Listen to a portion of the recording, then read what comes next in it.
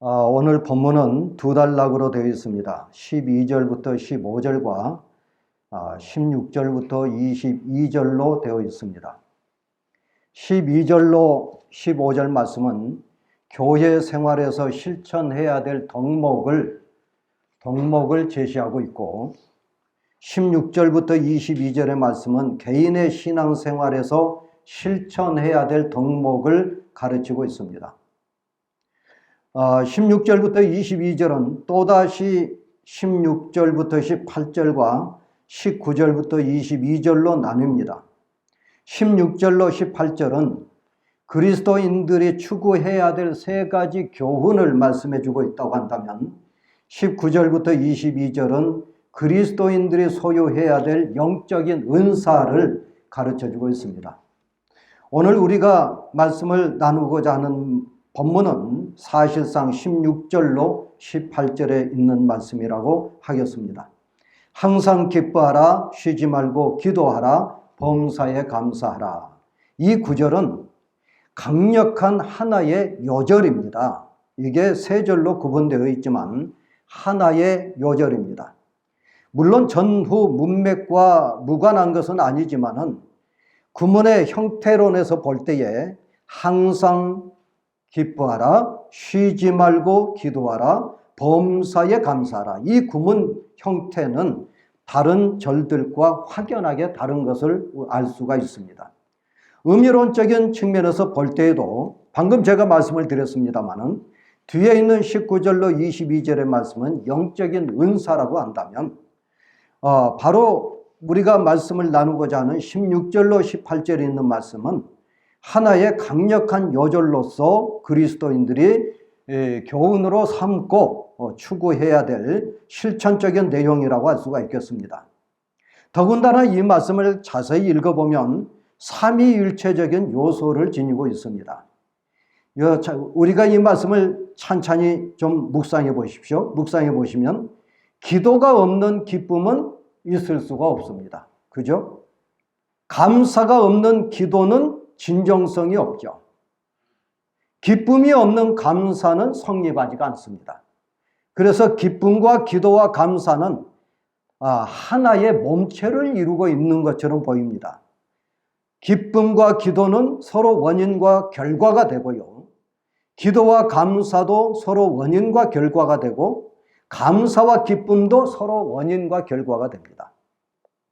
그래서 기쁨과 기도와 감사가 하나의 유기적인 관계를 형성하고 있다, 이렇게 볼 수가 있습니다.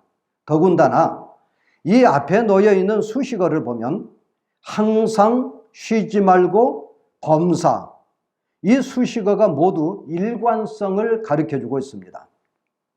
항상이라고 하는 말은 시간적인 개념으로서 항시성을 가리키죠.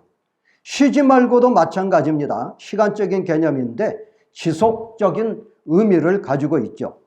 범사도 사실상 마찬가지입니다. 범사는 어떤 일이든지 하는 그런 의미지만은, 그러나 어느 시대, 어느 시기, 어떤 일이든지 그런 의미를 가지고 있다고 봐서 일관성을 보여주고 있다, 이렇게 생각할 수가 있죠.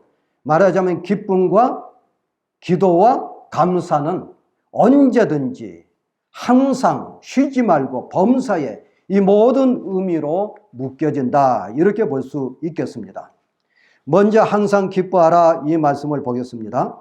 기쁨이라고 하는 말은 무슨 말일까요?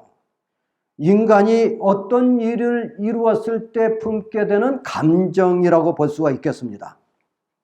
학교에 입학했을 때, 원하는 직장에 입사했을 때, 또 자기가 사랑하는 사람과 결혼했을 때 기쁘죠. 그거는 기쁨이라고 할 수가 있겠습니다. 등반가가 에베레스트 정상에 올랐다고 한다면 그 기쁨은 말할 수가 없겠죠. 이런 기쁨은 인정적인 기쁨이다, 이렇게 볼 수 있습니다. 그런데 어떤 기쁨이 있느냐면 실패했을 때 오는 기쁨도 있습니다. 어떤 기쁨이 그럴까요? 주 안에서 기쁨이 그런 기쁨입니다. 빌립보서 4장 4절에 있는 말씀을 보면 바울이 빌립보 교인들을 향하여서 주 안에서 항상 기뻐하라, 이 말씀을 하고 있습니다. 주 안에서 항상 기뻐하라 하는 말씀입니다. 어떤 일이 이루어지지 않는다고 해도 주 안에서 기뻐할 수 있다고 하는 그런 말씀이죠. 주 안에서라고 하는 말은 우리가 자주 사용합니다만은 사실상 개념으로 본다면 어려운 말입니다. 주님과 신비로운 결합을 의미한 거거든요. 내가 주님과 합일이 된다라고 하는 말씀이 전제되어 있습니다. 어떻게 그럴 수 있을까요? 갈라디아서 2장 20절 말씀을 보면 내가 그리스도와 함께 십자가에 못 박혔나니 그런즉 이제는 내가 산 것이 아니요 오직 내 안에 그리스도께서 사신 것이라 그랬습니다. 주님께서 못 박히신 십자가, 이 십자가는 본디 내가 못 박혀야 될 십자가였습니다. 내가 진노의 십자가를 짊어지고 못 박혀야 되는데 아무런 허물이 없으신 주님께서 나의 죄를 대신 짊어지시고 십자가에 못 박혀 죽으신 거죠. 그리하여서 내가 속량받았습니다. 나의 죄가 속량받았다는 거죠. 따라서 주님이 십자가에 못 박히신다라고 하는 이 사실은 나와 함께 주님께서 십자가에 못 박히셨다, 이렇게 볼 수 있습니다. 이제 내가 산 것이 아니죠. 내가 십자가에 못 박혔다고 한다면, 주님과 더불어 십자가에 못 박혔다고 한다면 내가 결코 산 것이 아니라 내 안에서 주님이 사신 것이다, 이렇게 볼 수 있습니다. 내 안에 주님이 사시니 내가 주님과 함께 호흡합니다. 내가 주님과 함께 일합니다. 내가 주님과 함께 생각하고 내가 주님과 함께 살아갑니다. 내가 주 안에 산다는 거죠. 그러므로 나는 주 안에서 기뻐할 수가 있습니다. 신비로운 주님과의 결합 안에서 내가 기뻐할 수가 있다 하는 거죠. 주 안에서 기쁨은 다른 말로 하면은 성령의 기쁨이라고 할 수가 있겠습니다. 데살로니가 전서 1장 6절 말씀을 보면 성령의 기쁨이라고 하는 말이 나옵니다. 성령의 기쁨. 여기서 성령의라고 하는 말은 소유격입니다. 기쁨을 성령이 소유하고 있다 하는 거죠. 왜 기쁨을 성령이 소유할까요? 기쁨은 성령으로부터 비롯되기 때문에 그렇습니다. 참 기쁨은 성령의 기쁨입니다. 성령으로부터 나온 기쁨이다, 이렇게 볼 수 있겠습니다. 그러므로 참 기쁨은 환경과 무관하죠. 조건과 아무런 상관이 없습니다. 기뻐할 만한 일이 있어서 기뻐한 것이 아니라 환난이 닥치고 고난이 닥치고 고통이 엄습한다고 해도 성령을 통해서 주어지는 기쁨, 그 내적인 기쁨, 그 기쁨이 참 기쁨이다, 이렇게 볼 수 있습니다. 성령의 기쁨은 고난과 환난을 참고 견디는 것이 아닙니다. 믿지 않는 사람도 고난을 견딜 수 있습니다. 참을 수 있죠.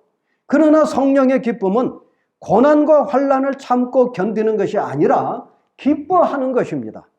어떻게 그럴 수 있겠습니까? 그래서 성령의 열매라고 말을 할 수가 있겠습니다. 갈라디아서 5장 22절 말씀을 보면 성령의 열매 9가지가 나오는데 두 번째가 희락, 말하자면 기쁨입니다. 성령으로부터 비롯되는 열매, 그게 기쁨이라고 하는 거죠. 둘째로 쉬지 말고 기도하라, 이 말씀을 보겠습니다. 환난 중에서도 기뻐할 수 있는 방법이 있다면 그게 뭘까요? 쉬지 말고 기도하는 겁니다. 쉬지 말고 기도하면 환난 가운데서 기뻐할 수가 있습니다. 물론 24시간 우리가 입술을 벌려서 기도할 수는 없습니다. 그렇죠? 언제나 기도하는 마음, 주님과 교제하는 정신을 가지고 살라는 의미가 이 안에 내포되어 있습니다. 그렇다고 해서 기도하는 마음, 기도하는 정신만 가지고 있다고 한다면 그것을 기도라고 할 수는 없겠죠. 기도하는 마음과 기도하는 정신을 가지고 무시로 그렇게 살아가면서 실제로 우리가 기도하는 습관을 가져야 됩니다. 쉬지 않고 드리는 기도는 그래서 규칙적이고 그리고 습관적인 기도를 가리킨다, 이렇게 말씀드릴 수가 있겠습니다. 우리 주님께서도 규칙적이고 습관적으로 기도를 하셨습니다. 우리 주님은 성부 하나님과 일체되시기 때문에 기도할 이유가 없지만 우리들에게 본이 되도록 하기 위해서 기도하셨는데, 마가복음 1장 35절 말씀을 보면 새벽에 아직도 밝기 전에 예수께서 일어나 나가 한적한 곳으로 가서 거기서 기도하시더니 그랬습니다. 우리 예수님께서 새벽 기도를 하셨다는 얘기예요. 그것도 한적한 곳에 가서 기도하셨다 하는 겁니다. 누가복음 6장 12절 말씀을 보면 이때에 예수께서 기도하시러 산으로 가서 밤이 새도록 하나님께 기도하셨다. 우리 주님께서 밤새도록 철야 기도하셨다는 것을 보여주고 있습니다. 마태복음 26장 36절 말씀을 보면 십자가 고난을 앞에 두고 우리 주님께서 겟셋마네 동산에서 기도하셨습니다. 조금 나아가서 얼굴을 땅에 대시고 엎드려 기도하여 이르시되 내 아버지여 할만하시거든 이 잔을 내게서 지나가게 하옵소서. 그렇게 기도하셨습니다. 누가복음 22장 44절을 보면 이때 우리 주님께서 땀방울을 흘리셨는데 마치 핏방울이 되도록 기도하셨다고 그렇게 가르쳐주고 있습니다. 이처럼 우리 주님은 공생의 기간 중에 수시로 기도하셨고 새벽 기도를 하셨을 뿐만이 아니라 한적한 곳을 찾아서 밤새워 기도하셨던 것을 보게 됩니다. 열심히 기도하셨죠. 우리 주님은 기도하실 필요가 없으신 하나님이심에도 불구하고 성부 하나님과 무시로 교제하시면서 그러면서 공생애를 마감하셨던 겁니다. 그것만이 아닙니다. 마태복음 6장 5절 이하를 보면 우리 주님께서 제자들에게 너희는 이렇게 기도하라 그러면서 기도문을 가르쳐 주셨습니다. 하늘에 계신 우리 아버지여 이름이 거룩히 여김을 받으시오며 이렇게 기도하라고 가르쳐 주신 거죠. 누가복음 18장 1절 이하를 보면 예수님께서 항상 기도하고 낙심하지 말아야 할 것을 비유로 하여 말씀하셨다 이렇게 가르쳐 주고 있습니다. 어느 도시에 아주 악한 재판장이 있었는데 그 재판장은 하나님도 무시하고 사람을 무시하는 사람이었다. 그럼에도 불구하고 과부가 여러 차례 재판장을 찾아가서 내 원한을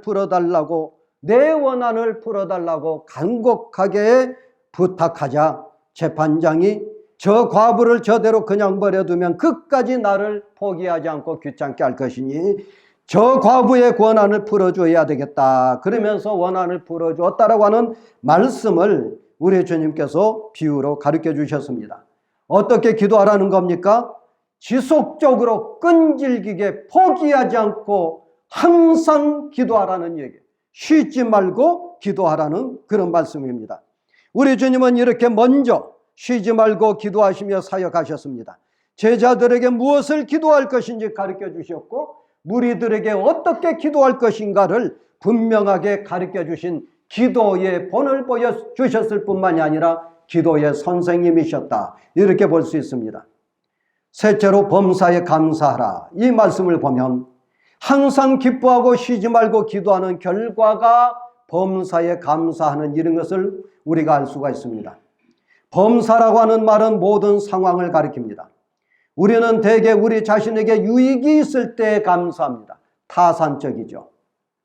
사실 우리는 어떤 것이 나에게 유익이 되는지 판단하지 못함에도 불구하고 눈에 보이는 현상만 가지고 판단하면서 감사합니다.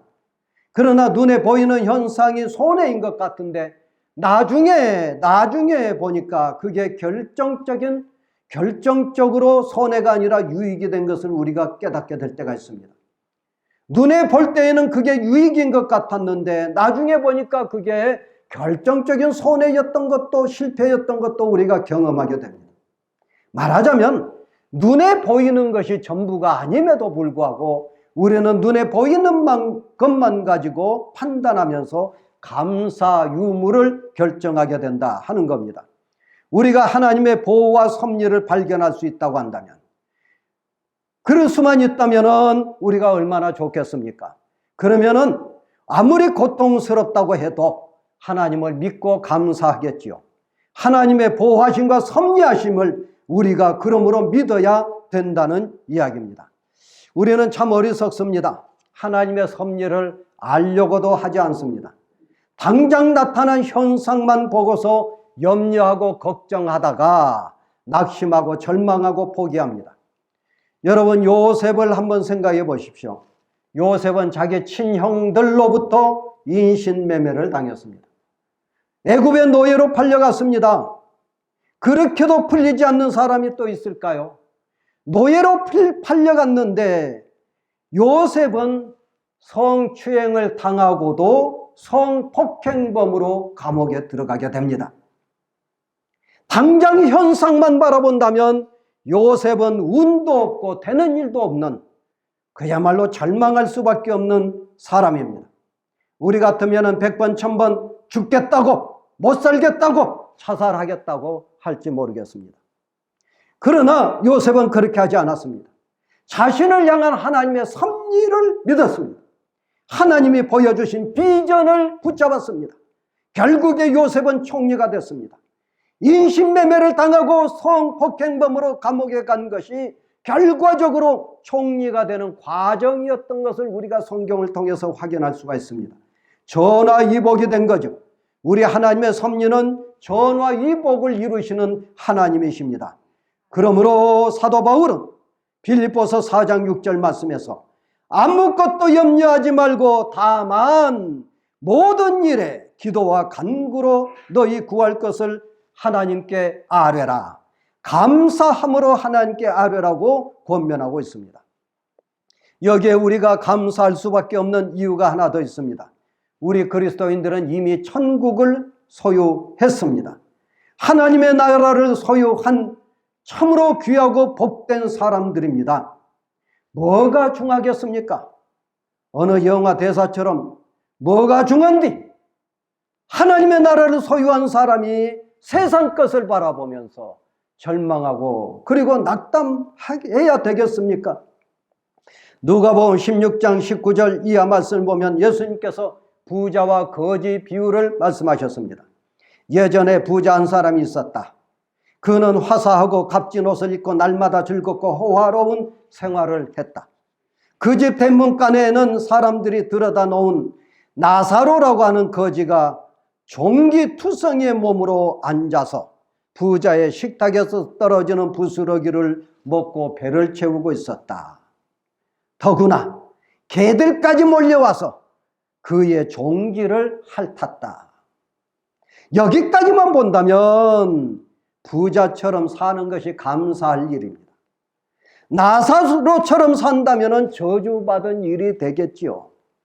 그런데 세상에 죽지 않을 사람이 없습니다. 두 사람 다 모두 죽었습니다. 부자는 죽어서 지옥에 갔고 나사로는 죽어서 천국에 가서 아브라함의 품에 안겼습니다. 부자는 목이 탔습니다. 견딜 수가 없었습니다. 나사로의 손가락에 물을 찍어서 자신의 혀를 적셔달라고 간청합니다. 아브라함은 부자의 요구를 매몰차게 거절합니다. 얘야, 너는 살아있을 동안에 온갖 복을 다 누렸지만 나사로는 불행이란 불행을 다 겪지 않았느냐. 그래서 지금 그는 여기서 위안을 받고 너는 거기에서 고통을 받고 있느니라. 자리를 바꿀 수 없다는 겁니다. 지옥과 천국은 질적으로 다른 공간이니 오갈 수 없다는 거죠. 기껏해야 우리가 이 세상에서 100년을 삽니다. 오욕으로 가득한 이 세상에서 일시적인 삶이 중요합니까? 아니면은 천국에서 영원한 삶이 중요합니까? 여러분, 뭐가 중요합니까? 여러분은 이미 하나님 나라를 소유한 주님의 자녀들입니다. 그게 믿지 않는 사람들과 놀라운 차이점입니다. 뭐가 중요합니까? 우리는 어떤 상황에서도 당연히 감사해야 되고요, 감사할 수밖에 없습니다. 지붕 위의 바이올린이라고 하는 유명한 뮤지컬이 있습니다. 1964년 미국 브로드웨이에서 대단한 인기를 끌었던 뮤지컬이고 1971년 노먼 제이슨에 의해서 영화로 만들어진 그런 영화입니다. 아카데미 8개 부분에 후보로 들어갔다가 5개 부분에서 수상했었던 아주 유명한 영화이기도 합니다. 이 영화의 배경은 1905년 제정 러시아 시대 때 우크라이나 유대인 공동체 아나테프카에서 있었던 일입니다. 러시아 황제는 이 공동체에 고율의 세금을 부과합니다. 그리고 젊은이들을 낯선 곳으로 보내서 군복무를 하게 합니다. 우크라이나의 그 토착민들이었던 코카사인들은 유대인 공동체를 박해하고 싶으면 언제든지 박해하고 있었습니다. 황제와 그리고 코카사인 때문에 유대인 공동체의 삶은 매우 고달팠습니다. 영화가 시작되면 지붕 위에 바이올린 연주가 시작이 됩니다. 주인공인 테비에는 위태롭게 지붕 위에서 바이올린을 연주하는 그 연주가를 바라보면서 마을 사람 모두 지붕 위에 바이올린 연주자라고 그렇게 말을 합니다. 테비의 말을 그대로 전달하면 왜 위험하게 지붕 위에 올라가 연주하냐고요? 그 이유는 아나테프카가 우리의 고향이기 때문입니다. 어떻게 균형을 유지하느냐고요? 한마디로 말씀을 드리면 전통입니다. 이 전통 때문에, 조상들로 받은 신앙의 전통 때문에 우리는 오랜 세월 동안 삶의 균형을 유지해 왔습니다. 우리는 전통 때문에 우리 자신의 존재에 대해서 인식하게 되었고 하나님께서 우리에게 원하시는 것이 무엇인가를 깨닫게 되었습니다. 우리에게 전통이 없다면 우리의 삶은 무너졌겠지요. 이렇게 테비에는 읊고 있습니다. 나라 잃고 유랑하는 것은 지붕 위의 연주자처럼 위태로운 삶일 수밖에 없다는 상징입니다. 그러나 그들에게 전통이 있기에 균형을 잡고 넘어지지 않는다는 거죠. 지붕 위의 바이올린 연주는 그들의 삶을, 고단한 삶을 상징하고 있습니다. 그러나 사실상 영화의 주제는 지붕 위에서 연주하는 그 연주 내용이 아니라 테비에와 그의 5 딸들 이야기입니다. 이야기는 테비에의 첫째 딸 사이텔의 결혼 문제로 시작합니다. 테비에는 돈 많은 부족한 호레비에게 큰딸을 보낼 심사였습니다. 큰딸 사이텔은 거부합니다. 그것을 알게 된 부족한 호레비에게 자기를 넘기려고 한 아버지의 뜻을 알게 된 이후에 가난한 제단사 마텔과 혼인을 약속했다면서 아버지에게 혼인을 허락해달라고 요구합니다. 아버지 테비에는 아버지가 결혼을 결정하는 전통, 그 전통은 어디에 갔느냐고 소리칩니다. 그럼에도 불구하고 아버지는 가난한 제단사와의 혼인을 허락하고 축복합니다. 결혼식 막바지에 러시아 경관들이 들이닥쳐서 결혼식이 난장판이 되고 맙니다. 유대인의 고통을 상징적으로 보여주고 있죠. 우여곡절 끝에 큰딸의 결혼식을 마쳤더니 둘째 딸 호델이 키부의 출신, 말하자면 좌파였던 퍼칙과 결혼하겠다고 성낙을 요구합니다. 테비에는 아주 강하게 반대합니다. 호델과 퍼칙은 아버지가 허락하든 안 하든 결혼하겠다고 뜻을 굽히지 않습니다. 테비에는 아버지에게서 허락도 안 받겠다니 전통, 아버지가 결혼을 결정할 전통, 그 전통은 어디로 갔는가 외치면서 황당해합니다. 그러면서 퍼칙은 혁명운동을 하다가 체포되어서 시베리아로 유배당합니다. 그리고 둘째 딸 호델은 사랑하는 사람을 따라서 시베리아로 떠납니다. 셋째 딸 하바는 러시아 청년 피에카와 사랑에 빠집니다. 세상이 변하고 있다면서 이방인과의 혼인을 허락해달라고 아버지를 설득합니다.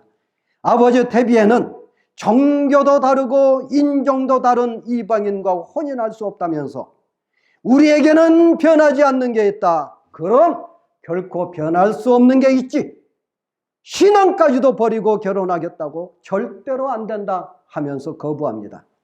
셋째 딸 하바는 유대교 신앙을 버리고 종교의 신부에게 결혼 주례를 받은 후에 몰래 도망가 버립니다. 둘이 함께 도망가 버리죠. 테비의 삶이 얼마나 고단합니까? 참 고단합니다. 황제로부터 고율의 세금을 바치게 하는 이 세금 때문에 단순히 우유 배달하면서 먹고 살았던 태비의 삶. 그것뿐만이 아니라 코카 사인들로부터서 시도 때도 없이 폭행을 당하고 폭력을 당하는 이 유대인들의 삶. 더더군다나 딸 5 있는데 모두가 한결같이 아버지의 뜻을 거부하고 마음대로 결혼하고 있는 이러한 모습을 보고서 태비에는 그야말로 절망할 수밖에 없었을 겁니다. 거기에다가 러시아 당국은 유대인 공동체를 향하여서 아나테프카를 떠나라고 명령합니다. 어느 누가 당국의 명령을 거절하겠습니까? 대대로 살아온 고향을 떠나라는 얘기예요. 그들은 애써 아나테프카가 에덴 동산이 아니라면서 떠나기로 결정합니다. 태비에는 문설주에 있었던 메주자를 가슴에 품고 가재 도구를 달구지에 실은 후 달구지를 끌고 유랑길을 떠납니다. 전체적으로 내용은 굉장히 우울하고 고통스러운 내용인데 이 뮤지컬의 전체 분위기는 굉장히 경쾌하고 그리고 즐거운 내용으로 꾸며져 있습니다. 그들은 끊임없이 기뻐하고 춤을 추면서 찬양합니다. 하나님을 찬양하고 춤을 춥니다. 이 고통 속에서도 주어진 기도문을 암송을 하면서 기도를 합니다. 이 고통 속에서도 그들은 감사를 합니다. 뭐에 대한 감사일까요? 팔레스틴에 세워지게 될 나라, 다윗의 왕국을 바라보면서 그렇게 감사하고 있는 겁니다. 이 영화에서 태부에는 황제가 부과하는 고율의 세금을 바쳐야 했고 코카사인의 폭력에 노출되어서 살아가는 고단한 디아스포라입니다. 태비에는 지붕에 바이올린 연주자처럼 위태롭게 살아가면서 그럼에도 불구하고 춤을 추며 하나님을 찬양합니다. 그 이유가 뭘까요? 전통입니다. 조상들로부터 받은 전통, 그 전통 때문에 고단한 삶 속에서 춤을 추며 하나님을 기뻐하며 찬양하는 겁니다. 여러분, 우리 모두에게는 하찮은 전통이 없습니다. 전통이 중요하지 않습니다. 주님께서 내 안에 계십니다. 내가 주님 안에 있습니다. 이 신비로운 결합을 통해서 우리는 주님을 모시고 삽니다. 하찮은 전통이 아닙니다. 주 예수 그리스도께서 내 안에 내주에 계시고 성령께서 내주에 계십니다. 어떤 환경에서도 주 안에서 기뻐하시기를 축원합니다. 여러분 모두 성령으로부터 솟아나는 참 기쁨을 누리시기를 축원합니다. 지붕 위의 바이올린이라고 하는 영화에서 태부의 딸들은 유태인의 전통을 모두 거부했습니다. 딸은 아버지의 뜻을 따라야 한다는 전통을 거부하고 가난뱅이에게 시집갔습니다. 둘째 딸은 시베리아로 압송당하는 신랑을 따라서 시베리아로 떠났습니다. 셋째 딸은 이방인 러시아인과 몰래 결혼식하고 도망쳤습니다. 낙담할 수밖에 없습니다. 태부에는 절망할 수밖에 없었을 겁니다. 그럼에도 전통에 따라서 하나님께 기도합니다. 전통에 따라서 하나님을 붙잡습니다. 여러분, 우리는 하찮은 전통이 있어서가 아닙니다. 우리 주님과의 신비로운 결합을 통해서 주님과 친교를 나누고 있습니다. 나사렛 예수 그리스도의 이름으로 하나님께 기도합니다. 때로는 주님께서 가르쳐 주신 기도를 암송하면서 끈질기게 주님 앞에 매달립니다. 여러분, 성령의 인도함을 따라서 쉬지 말고 기도하십시오. 그리고 쉬지 말고 기도하여서 응답 받으시기를 주의 이름으로 축원합니다. 영화 지붕 위의 바이올린에서 태부에는 러시아 혁명군에 의해서 대대로 살아온 아나테프카에서 추방당했습니다. 약속의 땅을 바라보면서 감사하면서 유랑을 떠납니다. 하나님께서 약속하신 그 약속의 땅, 주전 587년 바벨론이 멸망당한 이후에 멸망해버렸던 이스라엘이 2500년 동안 하나님께서 약속하신 그 약속의 땅을 바라보면서 감사하면서 유랑생활을 했던 겁니다. 마침내 1948년 5월 14일 현재 이스라엘 독립국가가 세워졌습니다. 얼마나 감격했겠습니까? 그럼에도 불구하고 땅의 나라는 불안합니다. 팔레스타인에서 전쟁의 소문은 끊어지지 않습니다. 여러분, 우리의 삶은 불안한 땅을 바라보지 않습니다. 우리는 하늘을 바라봅니다. 우리에게는 하나님 나라가 있습니다. 우리에게는 천국이 있습니다. 우리에게는 영원히 사는 생명이 있습니다. 여러분, 이미 하나님의 나라를 소유하고 있으니 뭐가 더 필요하고 뭐가 더 중하겠습니까? 여러분, 범사에 감사하시기를 주의 이름으로 축원합니다. 범사에 감사해서 합력하여 선을 이루고 주님의 섭리를 따라서 살아가는 저와 여러분이 되시기를 주의 이름으로 축원합니다. 은혜로우시고 자비로우신 아버지 하나님, 우리 주님 예수 그리스도를 모르는 유대인들은 2500년 동안 유랑 생활을 하면서도 기뻐하고 기도하며 감사 생활을 했습니다. 그 하찮은 전통을 가지고 그토록 끈질기게 저들의 삶을 유지해 왔습니다. 자비로우신 아버지 하나님, 우리에게는 주 예수 그리스도가 우리 안에 있고 우리가 주님 안에 거하고 있습니다. 성령께서 내주하고 계신 것을 하나님 믿으며 감사합니다. 하나님, 어떤 상황에서든지 우리가 기뻐하게 하여 주시고 쉬지 말고 기도하게 하여 주시오며 범사에 감사하는 우리 모든 성도들 되게 하여 주시옵소서. 주님의 섭리를 따라서 성리하고 형통한 삶을 살게 하여 주시옵시기 원합니다. 감사하고 기도하옵나이다. 아멘.